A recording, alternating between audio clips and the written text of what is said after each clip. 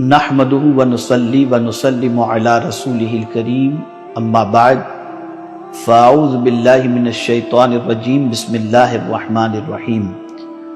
عن ابی ہریرہ رضی اللہ تعالی عنہ قال قال رسول اللہ صلی اللہ تعالی علیہ وسلم اذا دخل رمضان فتحت ابواب السماء وفي رواية فتحت ابواب الجنہ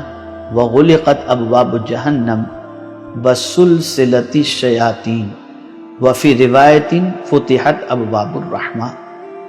او کما قال رسول اللہ صلی اللہ علیہ وسلم متفق علیہ۔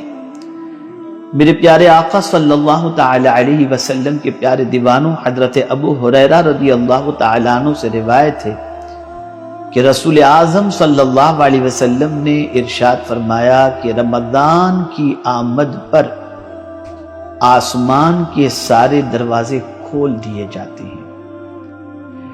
ایک روایت میں ہے کہ دوزخ کے دروازے بند کر کے جنت کے دروازے کھول دیے جاتے ہیں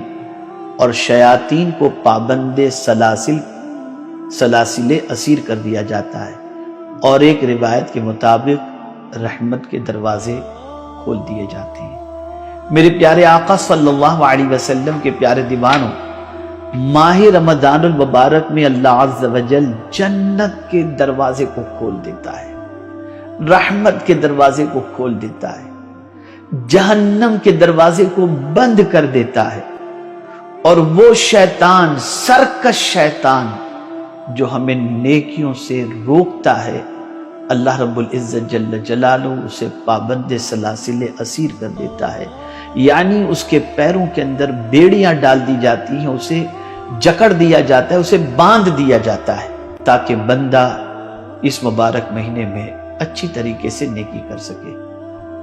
میرے پیارے آقا صلی اللہ علیہ وسلم کے پیارے دیوانوں، شیطان انسان کا کھلا ہوا دشمن ہے۔ وہ کبھی نہیں چاہتا کہ بندہ سیدھے راستے کا مسافر بن کر یا نیکیوں کے راستے پر چل کر اپنی آخرت کو بہتر بنا سکے۔ اس کریم کی کرم نوازی پر قربان جائیے کہ وہ شیطان جو سرکش ہے اور بہکانے والا ہے، اسے قید کر دیتا ہے میرا رب، تاکہ بندے اس ماہ مبارک میں جس میں نیکیوں کے ثواب کو بھی اللہ بڑھا دیتا ہے، اور اس کے حوالے سے میں پھر عرض کروں گا کہ نیکیوں کا ثواب اللہ کتنا بڑھا دیتا ہے۔ اللہ عز و جل نیکیوں سے مالا مال کرنے کے لیے اور بندے کے لیے شیطان کو قید کر دیتا ہے تاکہ بندہ آسانی سے نیکی کر سکے۔ اللہ اکبر۔ میرے پیارے آقا صلی اللہ علیہ وسلم کے پیارے دیوانوں،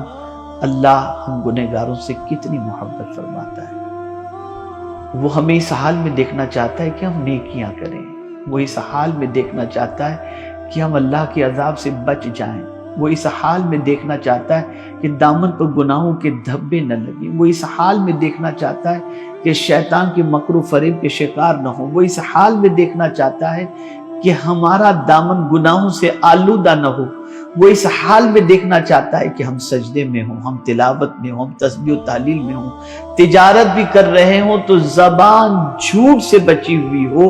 نگاہیں جھکی ہوئی ہوں۔ ان سارے اچھے عادات کے اندر مولا ہمیں دیکھنا چاہتا ہے۔ اس کے لیے اللہ عز و جل اس ماہ مبارک میں شیطان کو قید کر کے رحمت اور جنت کے دروازے کھول دیتا ہے تاکہ بندہ جی بھر کر عبادت کر کے اللہ کی رحمتوں سے مالا مال ہو جائے، اور اگر اس ماہ مبارک میں دار فانی سے دار بقا کی طرف کچھ کرے تو جنت اس کے استقبال کے لیے تیار ہو۔ ہاں، ہو سکتا ہے کسی کے ذہن میں یہ سوال ابھرے کہ بھئی ماہ رمضان میں جب شیطان قید کر دیا جاتا ہے، پھر بھی تو بہت سارے مسلمان ایسے ہیں جو گناہ کرتے ہیں۔ تو یہاں صوفیاء کرام کا ایک ارشاد آپ کی سماعتوں کے حوالے کر دوں تاکہ آپ محسوس کر سکیں۔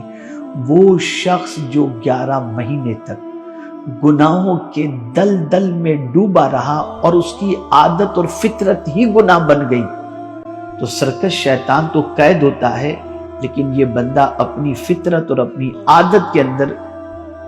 جو ہے وہ گرفتار ہونے کی وجہ سے گناہوں میں گرفتار ہو جاتا ہے، ورنہ رب کا فرمان حق ہے، آقا کریم صلی اللہ علیہ وسلم کا ارشاد یقینی طور پر حق ہے۔ زیادہ تر وہ لوگ جو فطرتاً عادتاً بہت زیادہ گناہوں کے عادی نہیں ہوتے، ان کو آپ دیکھیں گے کہ ماہ رمضان المبارک میں ان کا دامن کافی حد تک گناہوں سے بچا ہوا ہوتا ہے اور وہ اپنی زندگی کو اللہ کی اطاعت اور اس کے رسول صلی اللہ علیہ وسلم کی اطاعت اور ماہ رمضان المبارک کی برکتوں کے حصول میں گزارتے ہوئے نظر آتے ہیں۔ ایک بات خاص طور پر عرض کر دوں، اگر عادت گناہوں کی 11 ماہ کی پڑی ہوئی ہے تو کیوں نہیں ایسا کرتے کہ جب اس ماہ مبارک کو رب قدیر پکار کر کہتا ہے کوئی بخشش کا طلبگار کہ میں اس کی خطاؤں کو معاف کر دوں، توبہ کر لو، استغفار کر لو، عادتوں کے بدلنے کی دعا کرو، گناہوں سے بچنے کی دعا کرو، بخشش کی بھیک مانگو، مغفرت کی بھیک مانگو، تاکہ مولا اس ماہ مبارک کی برکتوں سے ہماری عادتیں، ہماری طبیعت اور ہماری فطرت کو درست فرما دے اور ایسے نیکیوں کے عادی بن جائیں کہ ماہ رمضان شریف کے گزرنے کے بعد بھی نہ قرآن سے رشتہ کمزور ہو نہ نیکیوں سے رشتہ کمزور ہو۔ اے اللہ تیری عظمتوں پر قربان کہ ہماری راحت کے لیے تو نے جنت کے دروازے بھی ماہ رمضان کے داخل ہوتے ہی کھول دیے اور تو نے جہنم کے دروازے بند کر دیے۔ مولا اپنے فضل و کرم سے اپنے پیارے حبیب صلی اللہ علیہ وسلم کے صدقہ و طفیل کثرت کے ساتھ ماہ رمضان میں عبادت کی، تلاوت کی توفیق نصیب فرما اور ماہ رمضان المبارک کا احترام کرتے ہوئے ہمیں اپنے دامن کو گناہوں سے بچانے کی توفیق نصیب فرما۔ وما علینا الا البلاغ المبین۔ السلام علیکم ورحمۃ اللہ وبرکاتہ۔